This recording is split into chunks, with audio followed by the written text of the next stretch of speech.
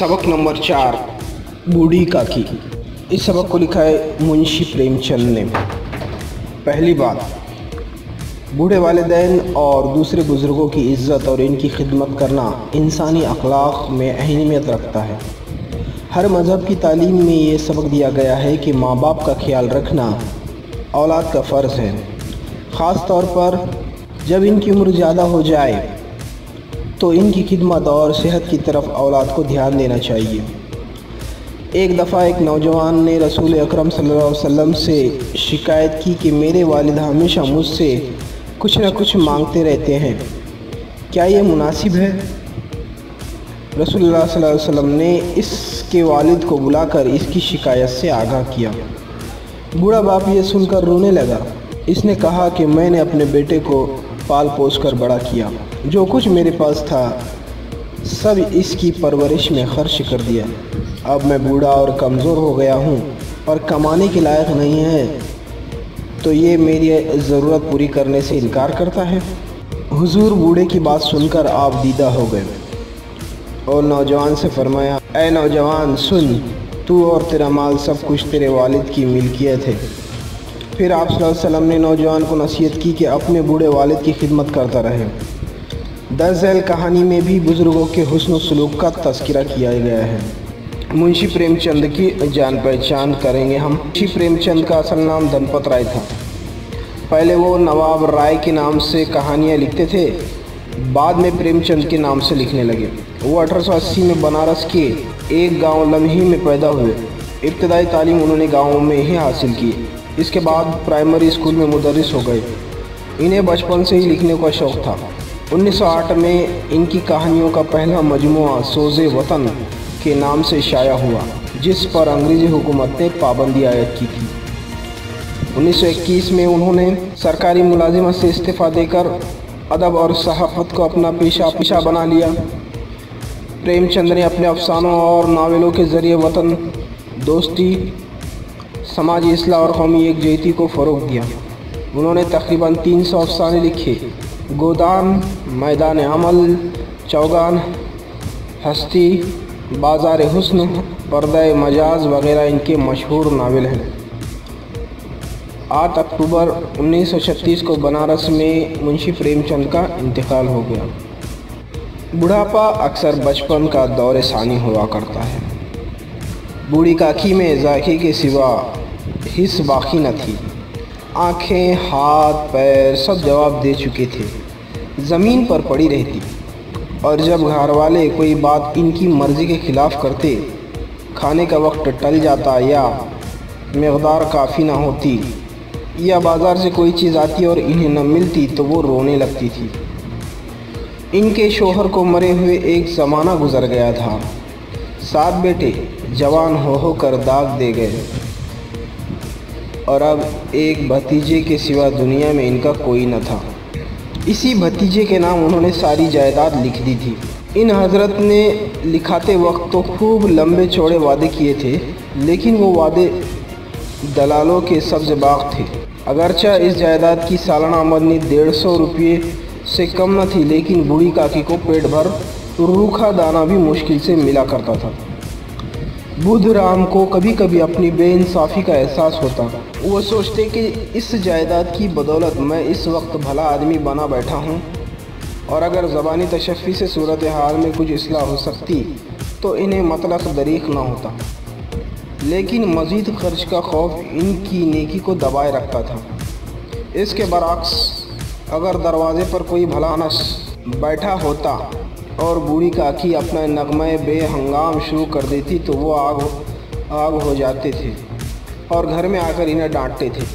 लड़के वालिद का ये रंग देखकर बूढ़ी काकी को और भी दख्त देते थे। सारे घर में अगर किसी को काकी से मोहब्बत थी तो वो बुधराम की छोटी लड़की लाडली थी। लाडली अपने दोनों भाइयों के खौफ से अपने हिस्से की मिठाई या चबीना बूढ़ी काकी के पास बैठकर खाया करती थी। रात का वक्त था। बुधराम के दरवाजे पर शहनाई बज रही थी। आज बुधराम के लड़के सुखराम का तिलक आया है। ये इसी का जश्न है। घर में मस्तूरात गा रही थी और रूपा मेहमानों की दावत का सामान करने में मसरूफ़ थी। भट्टियों पर कढ़ाव चढ़े हुए थे। एक में पूरियाँ कचौरियाँ निकल रही थीं तो दूसरे में समोसे। एक बड़े हंडे में मसालेदार तरकारी पक रही थी। घी और मसाले की इश्तिहा अंगेज़ खुशबू चारों तरफ फैली हुई थी। बूढ़ी काकी अपनी अंधेरी कोठरी में बैठी हुई थी। ये लज्जत आमेज़ खुशबू इन्हें बेताब कर रही थी। इनकी चश्म ख्याल में पूरियों की तस्वीर नाचने लगी। खूब लाल लाल, फूली फूली, नरम नरम होंगी। एक पूरी मिलती तो ज़रा हाथ में लेकर देखती, क्यों न चलकर कड़ाव के सामने ही बैठूं। इस तरह फैसला करके बूढ़ी काकी अकड़ू बैठकर हाथों के बल खिसकती हुई बमुश्किल तमाम चौखट से उतरी और धीरे धीरे रेंगती हुई कढ़ाव के पास जा बैठी। रूपा इस वक्त एक सर असींगी की हालत में थी। कभी इस कमरे में जाती, कभी उस कमरे में, कभी कड़ाव के पास, कभी कोठे पर। बेचारी अकेली औरत चारों तरफ दौड़ते दौड़ते हैरान हो रही थी। झुंझलाती थी, करती थी, पर गुस्सा बाहर निकलने का मौका न पाता था। इसी कश्मकश के आलम में इसने बूढ़ी काकी को कढ़ाव के पास बैठे देखा तो जल गई। गुस्सा न रुक सका। जैसे मेंढक केचुए पर झपटा मारता है, इसी तरह वो बूढ़ी काकी पर झपटी और इन्हें दोनों हाथों से झंझोड़ कर बोली, ऐसे पेट में आग लगे? पेट है कि आग का कुंड? कोठरी में बैठते क्या दम घुटता था? अभी मेहमानों ने नहीं खाया है, देवताओं का भोग तक नहीं लगा, तब तक सब्र न हो सका। आकर छाती पर सवार हो गई। भला चाहती हो तो जाकर कोठरी में बैठो, जब घर के लोग लगेंगे तो तुम्हें भी मिलेगा। तुम कोई देवी नहीं हो कि चाहे किसी के मुंह में पानी तक ना जाए, लेकिन पहले तुम्हारी पूजा करे। बूढ़ी काकी ने सर न उठाया, न रोई न बोली, चुपचाप रेंगती हुई वहाँ से अपने कमरे में चली गई। सदमा ऐसा सख्त था कि दिलो दिमाग की सारी क़ुव्वतें इस तरफ रुजू हो गई थी। खाना तैयार हो गया, आंगन में पत्तल पड़ गए, मेहमान खाने लगे। बूढ़ी काकी अपनी कोठरी में जाकर पछता रही थी कि कहाँ से कहाँ गई। इन्हें रूपा पर गुस्सा नहीं था, अपनी उजलत पर अफसोस था। सच तो है, जब तक मेहमान खाना चुकेंगे घर वाले कैसे खाएंगे? मुझसे इतनी देर भी न रहा गया। अब जब तक कोई बुलाने न आएगा नहीं जाऊंगी। दिल में यह फैसला करके वो खामोशी से बुलावे का इंतज़ार करने लगी। इन्हें एक एक लम्हा, एक एक घंटा मालूम होता था। अब पत्तल बिछ गए होंगे, मालूम होता है कि लोग खाने पर बैठ गए होंगे। फिर इन्हें लगा कि बहुत देर हो गई है, क्या इतनी देर तक लोग खा ही रहे होंगे? किसी की बोलचाल सुनाई नहीं देती, ज़रूर लोग खा पी कर चले गए होंगे। मुझे कोई बुलाने नहीं आया। रूपा चिढ़ गई है, क्या जाने कि ना बुलाए। सोचती हूँ कि आप ही आएंगी, कोई मेहमान नहीं कि बुलाकर लाऊं। बूढ़ी काकी चलने के लिए तैयार हुई। उन्होंने दिल में तरह तरह के मंसूबे बांधे। पहले तरकारी से पूरियाँ खाऊंगी, फिर दही और शक्कर से। कचौरियाँ रायते के साथ मज़ेदार मालूम होंगी। चाहे कोई बुरा माने या भला, मैं तो मांग मांग कर खाऊंगी। बूढ़ी काकी अकड़ू बैठकर हाथों के बल खिसकती हुई आंगन में आई। मेहमानों की जमात अभी बैठी हुई थी। वो रेंगती हुई इनके बीच में जाकर पहुंची। कई आदमी चौंक कर उठ खड़े हो गए। आवाज़ें आईं, अरे ये कौन बुढ़िया है?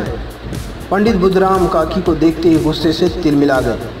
पूरियों की थाल लिए खड़े थे, थाल को ज़मीन पर पटक दिया और जिस तरह बेरहम साहूकार अपने किसी मफरूज़ आसामी को देखते ही झपट कर इसका टेटवा लेता है, इसी तरह लपक कर उन्होंने बूढ़ी काकी के दोनों शाने पकड़े और घसीटते हुए लाकर अंधेरी कोठरी में धम से गिरा दिया।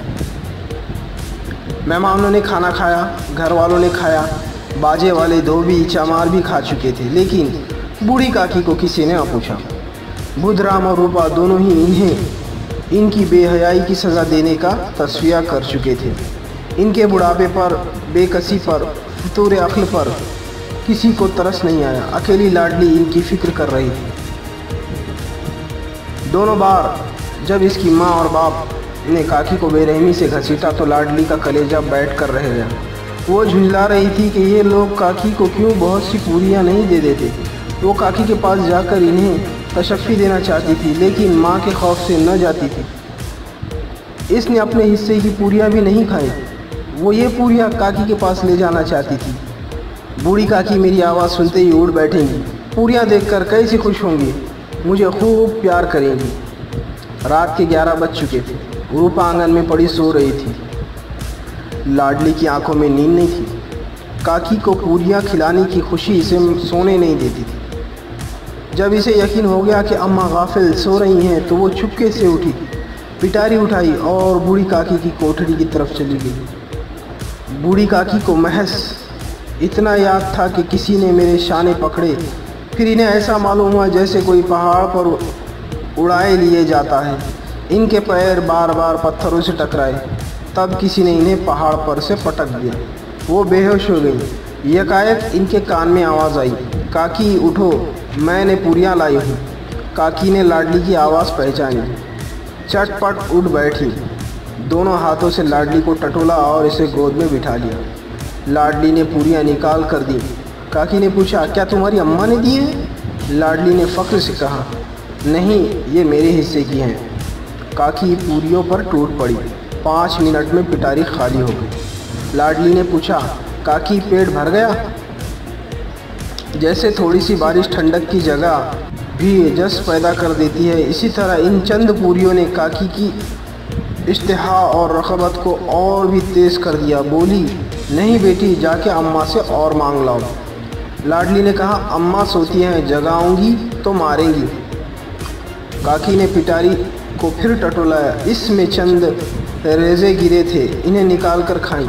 बार बार होंठ चाटती थी, चटखारे भरती थी। यकायक लाडली से बोली, मेरा हाथ पकड़कर वहाँ ले चलो जहाँ मेहमानों ने बैठकर खाना खाया था। लाडली इनका मंशा समझ गई। इसने काकी का हाथ पकड़ा और इन्हें लाकर झूठे पतलों के पास बैठा दिया और गरीब भूख की मारी बुढ़िया पतलों से पूरियों के टुकड़े चुन चुन कर खाने लगी। दही कितना लजीज था, सालन कितना मज़ेदार, कचौरियाँ कितनी सलोनी, समोसे कितने खस्ता और नरम। ऐन इसी वक्त रूपा की आँख खुली। इसे मालूम हुआ कि लाडली पास नहीं है। चौंकी, चारपाई के इधर उधर ताकने लगी कि कहीं लड़की नीचे तो नहीं गिर पड़ी। इसे वहाँ ना पाकर वो उठ बैठी तो क्या देखती है कि लाडली झूठे पतलों के पास चुपचाप खड़ी है और बूढ़ी काकी पतलों पर से पूरियों के टुकड़े उठा उठा कर खा रही हैं। रूपा का कलेजा सुन्न से हो गया।